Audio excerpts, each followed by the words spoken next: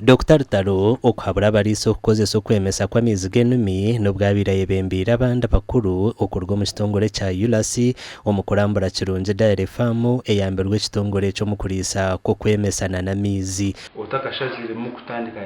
artificial insemination orebe ngo wabanza wataho enteekateeka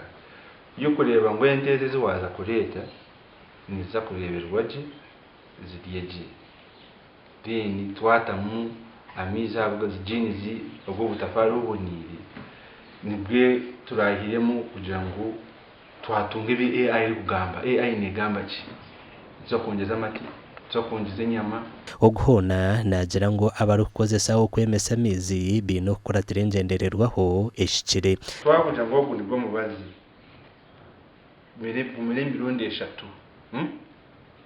one time 3 omukasheshe omwihangwe n'omwazo kibini kwe twakora wakikora osoya n'amaizi aga nigaza kurugamu eki twakupromisinga abusheki 10 kembire nimbara conception rate aha hati yesha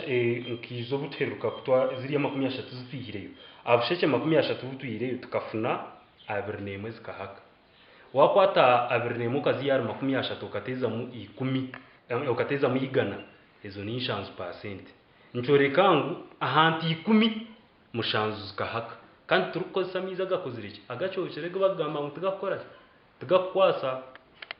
areba so nyendangu higabarisa mbagambire ngo AI nebasika kutrent kibasa aha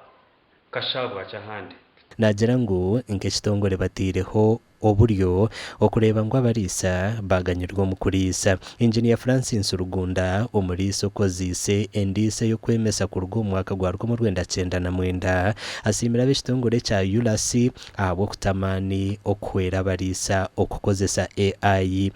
ogunagira ngo akatandika kurisa ku rwo mwaka gwa 1996 konka kwihazo mu nkozese yo kwemesa amaizi habireho empinduka y'amana hafamu ye. Engineer Francis Rugunda agizere ngo natongenye na nyinji okurwo mizi ga ULAC kandi ente za ULAC nizikamwa amateminji abarisa nimbaheza okukozesa AI abokuba ikingire ebiremu nikirungi munonga kandi okugikozesa tiine ekyo kifeera otunga ente nungi abantu bazikunda kandi otunga akatare abakugwa bahona bahabwira abariso kugumana bagira record za farm zabo. Record zezi nizitiyamba ikintu cyangwa munonga nizitiyamba kumanya ente ukajemesa ryari neza kuzara ryari ogiplaningire record zinizitiyamba hati nko kuturiyombwire bomushana nutumanyangu hari hente zirazaro mbwire bomushana iziratongerera hamati amakuru agagasha kwa Sengendo Abdulkarim.